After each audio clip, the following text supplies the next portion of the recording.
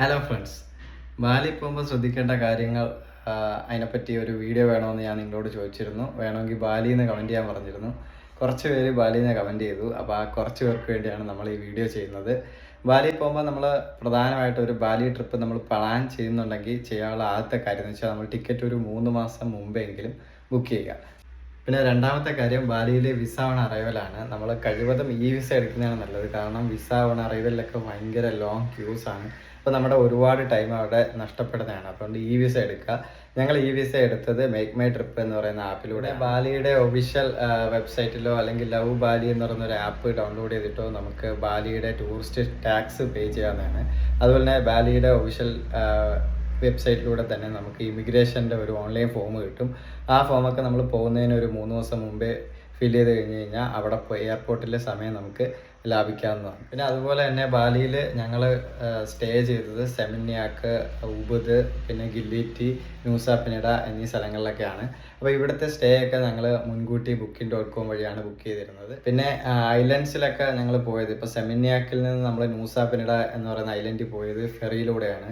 Ferry ഞങ്ങൾ book ചെയ്തത് ടൊൾഗോ website വഴിയാണ്. അപ്പം പിന്നെ ഞങ്ങൾ ബാലിയിൽ ഞങ്ങൾ റെൻ്റ് സ്കൂട്ടിയാണ് എടുത്തിരുന്നത് ട്രാവൽ ചെയ്യാനായിട്ട് കൂടുതലും.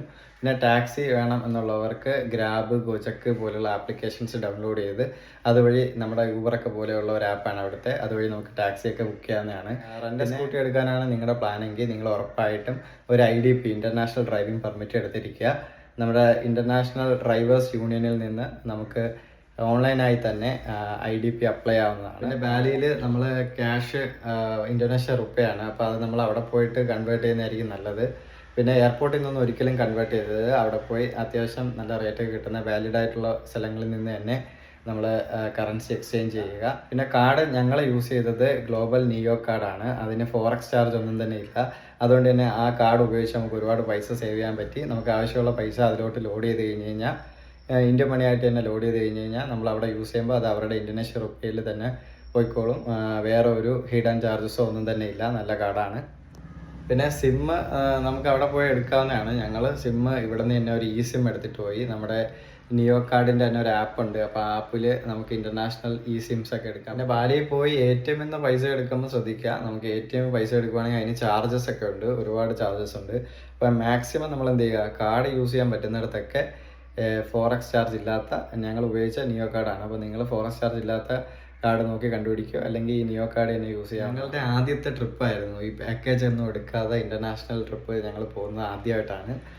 പക്ഷേ ആ ട്രിപ്പ് സൂപ്പറായിരുന്നു. പാക്കേജൊക്കെ എടുത്ത് പോയിരുന്നെങ്കിൽ ഞങ്ങൾക്ക് ഇത്രത്തോളം ബാലി എക്സ്പ്ലോർ ചെയ്യാൻ പറ്റുമെന്ന് എനിക്ക് തോന്നുന്നില്ല. അപ്പം ഈ നേരത്തെ പറഞ്ഞ ഈ കാര്യങ്ങളൊക്കെ, ഈ ആപ്പുകളും ആ കാര്യങ്ങളൊക്കെ നോക്കി ശ്രദ്ധിച്ചൊക്കെയാണ് ഞങ്ങൾ ഈ ബാലി. ഞാൻ പറഞ്ഞ ഈ കുഞ്ഞു കുഞ്ഞു ടിപ്പുകൾ നിങ്ങൾക്ക് ഉപകാരപ്രദമാകുമെന്ന് വിചാരിക്കുന്നു. പിന്നെ ഞങ്ങൾക്ക് വളരെ ഇഷ്ടപ്പെട്ട ഒരു ട്രിപ്പായിരുന്നു ബാലി ട്രിപ്പ്. ഞങ്ങൾ എന്നും മറക്കാത്ത, അല്ലെങ്കിൽ എന്നും ഞങ്ങളുടെ ഓർമ്മയിൽ ഇരിക്കുന്ന ഒരു ട്രിപ്പായിരുന്നു ബാലി ട്രിപ്പ്. അപ്പം ഞങ്ങളുടെ ബാക്കി കുഞ്ഞു കുഞ്ഞ് വീഡിയോസൊക്കെ ആയിട്ട് വീണ്ടും വരാം. പിന്നെ ബാലി ട്രിപ്പിൻ്റെ വീഡിയോസ് കണ്ടിട്ടില്ലെങ്കിൽ നിങ്ങളത് പോയി കാണുക. അപ്പോൾ വീണ്ടും കാണാം. Bye from foodie friends.